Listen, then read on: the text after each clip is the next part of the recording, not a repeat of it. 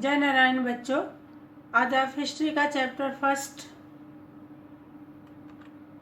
Tracing changes through 1000 years. 1000 years में जो changes होते हैं उनको हम कैसे जानते हैं, आपका ये चैप्टर नेम है। तो आप किसके थ्रू जानते हैं? हिस्ट्री के थ्रू जानते हैं। तो हिस्ट्री क्या है? History refers to the story of man. It deals with the incidents which have taken place thousands of years ago. It helps us to know about the culture, traditions of our ancestors. Means history जो है, हमारे ancestor कैसे थे, उनका tradition कैसा था, उनका culture कैसा था, उनका वे ऑफ लिविंग कैसा था। तो ये सभी चीज़ें हमें कैसे पता चलती है? जब हम हिस्ट्री को पढ़ते हैं तो उसमें ये हमें हेल्प करती है। It gives us a vivid accounts of how things took place in past. ये पास्ट का हमें बहुत सारे नॉलेज देती है।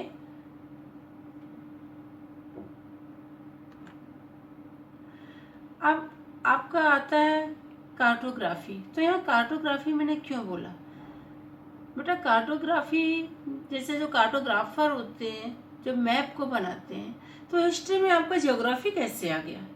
ये मैप का एक्सप्लेनेशन मैं इसलिए दे रही हूँ कि बच्चों किसी भी रूलर के बारे में जब आप पढ़ते हैं तब आपको उनकी डायनेस्टी, उनका लैंड एरिया, उनका पॉलिटिकल एरिया कितना था, ये आपको सबसे पहले जानना होता है।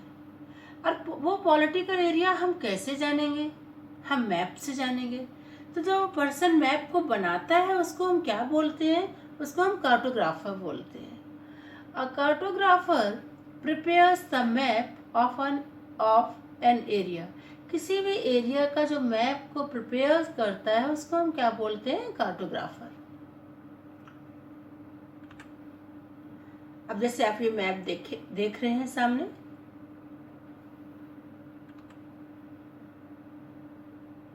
अब आपका आता है चैप्टर में दिया गया है कि सबसे पहले इंडिया के बारे में किसने मैप बनाया था और क्या था।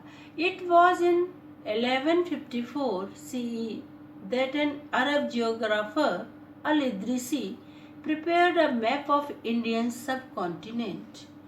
इंडियन सब कॉन्टिनेंट के लिए सबसे पहले मैप जिस पर्सन ने बनाया था उसका क्या नेम था?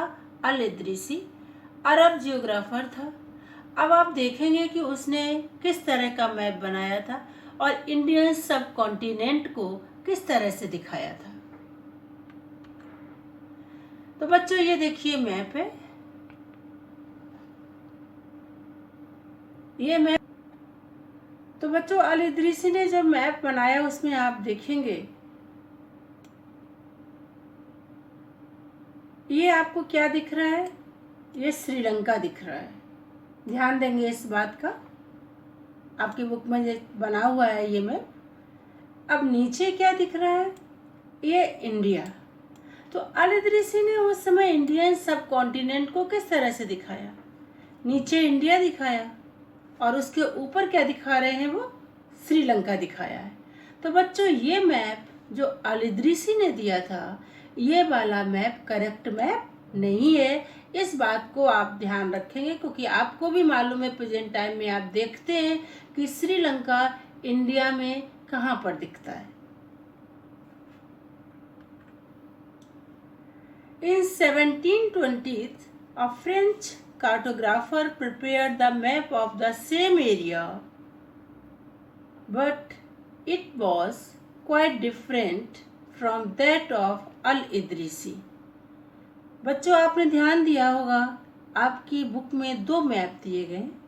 फर्स्ट मैप किसका दिया गया? अल इद्रिसी का। और सेकंड मैप किसका दिया गया?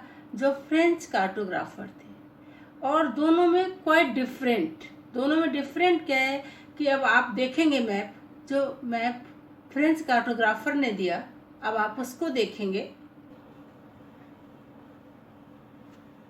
तो बच्चों ये सेकंड मैप आप देख रहे हैं, प्रेजेंट टाइम में आप जो भी मैप देखते हैं, आप इंडिया में या इंडियन सब कॉन्टिनेंट को में श्रीलंका को इसी पोजीशन में देखेंगे। इंडिया का मैप भी आपको इसी तरह से दिखता है। तो ये आपका करेक्ट मैप है। तो फर्स्ट मैप किसका था? अल-इदरीसी का था। और सेकेंड मैप किसने बनाया इंडियन सब कॉन्टिनेंट का? फ्रेंच जियोग्राफर ने। तो जो आपका सेकेंड मैप है वो आपका करेक्ट मैप है।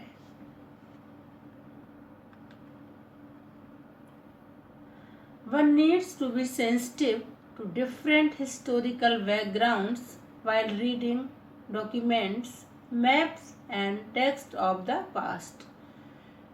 मैप में हम देखते हैं और हमें जो भी आपकी डायनेस्टी या जो भी रूलर रहते हैं उनके बैकग्राउंड्स, उनका कल्चर, उनका वे ऑफ लिविंग, उनके ट्रेडिशंस, कौन सा रिलीजन था, ये सारी चीज़ें हमें मालूम होती हैं।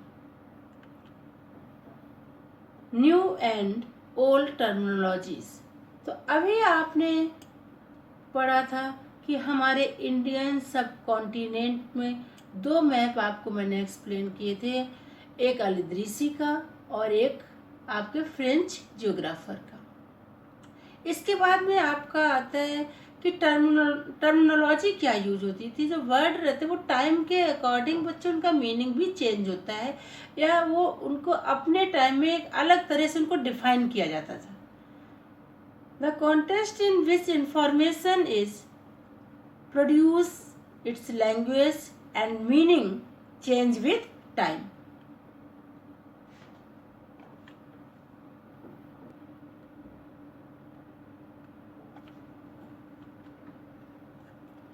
There are historical records in different language. तो आप देखते होंगे कि आपकी डिफरेंट लैंग्वेज यूज की जाती थी। वो डिफरेंट लैंग्वेजेस आपकी क्या रहती थी? एग्जाम्पल्स आप देखेंगे।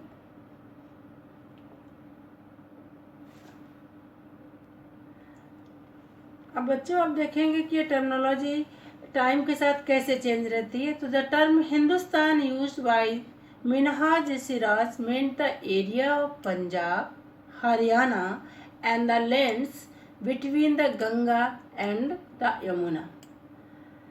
He used the term in a political sense for lands that were the part of the dominion of the Delhi Sultan.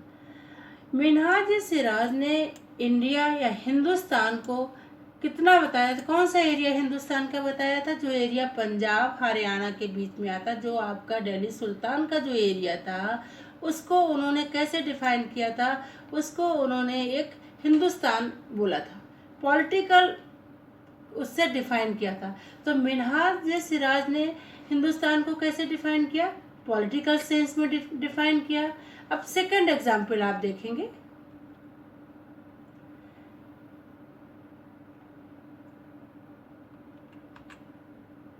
Babar. First terminology किसने यूज की थी? किसका मैंने आपको बताया था? मिनहाज सिराज का। सेकंड आपका आता Babur. Babur use the term Hindustan to describe the geography. अब दोनों को कंपेयर करते जाएंगे। मिनहाज सिराज ने पॉलिटिकल सेंस में डिस्क्राइब किया था इंडिया को, और बाबर कैसे कर रहा है? Geography, the flora and the fauna and the culture of the inhabitants of the sub continent. तो बच्चे बाबर ने किस तरह से डिस्क्राइब किया था इंडिया को? कैसे दिखाया था कि लोगों का, जो लोग रहते थे उनका कल्चर कैसा था? फ्लोरा एंड फौना के मीनिंग आप लोग समझ ही रहे क्या है। इसके बाद में ही use the term in a geographical sense. उन्होंने बाबर ने इंडिया को जियोग्राफिकल सेंस में दिखाया। मिनहाज सिराज ने इंडिया को पॉलिटिकल सेंस में दिखाया। तो डिफरेंट टर्मिनोलॉजी दोनों ने यूज की है।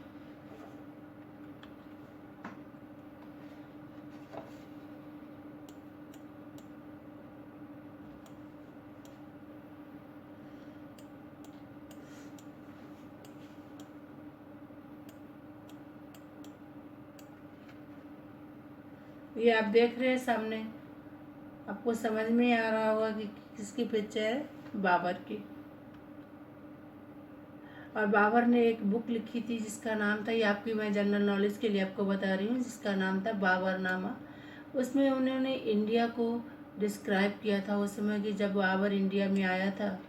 तो बाबर इंडिया में कब आया था बच्चों, आपको मालूम है? बाबर की किससे बैटल हुई थी? पानीपत में बाबर की बैटल हुई थी इब्राहिम लोदी से, और इसके बाद बाबर इंडिया आया। और उसमें उन्होंने उस समय इंडिया के लोग कैसे थे, ये सब उसने इंडिया के पूरा कल्चर लिखा। किसमें, जिस बुक में लिखा, उस बुक का क्या नेम है? Baburnama. Today the term Hindustan carry political and national meaning. It refers to country India. अब आपको मैंने अभी बताया, एक मिन्हाज सिराज ने इंडिया को पॉलिटिकल सेंस में इंडियन सब कॉन्टिनेंट में कितना एरिया बताया था, और एज ए हिंदुस्तान बोला था उसको। पंजाब एंड हरियाणा के बीच का जो दिल्ली सुल्तान का जो एरिया आता। इसके बाद सेकंड आपको एक्सप्लेनेशन मैंने किसके बारे में दिया था? अभी बाबर के बारे में दिया था, जिन्होंने ज्योग्राफिकल इंडिया को, ज्योग्राफिकल सेंस में इंडिया को डिस्क्राइब किया था।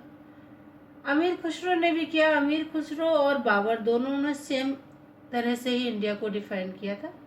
लेकिन अब प्रेजेंट में आप आ जाएं, तो आप प्रेजेंट में इंडिया को आप देखते, जो हमारा कंट्री, जो एक नेशन, तो क्या उसमें क्या दिखता है? आप प्रेजेंट टाइम के इंडिया को अगर देखें, तो प्रेजेंट टाइम का इंडिया देखिए, मैप में देखेंगे, इसको आपको पूरा इंडिया बोला जाता है। ये जो मैप आपको दिख रहा है, जिसमें आपको ये स्टेट सभी दिख रहे हैं, नॉर्थ में आपको दिख रहा है जम्मू कश्मीर, आप ये नॉर्थ ईस्टर्न में अगर देखेंगे तो आपको ये 7 सिस्टर स्टेट जो दिख रहे हैं, साउथ में जाएंगे तमिलनाडु दिखेगा, मोस्ट वेस्टर्न स्टेट गुजरात आपको दिख रहा, होल आपको जो पूरा नॉर्थ साउथ वेस्ट ईस्ट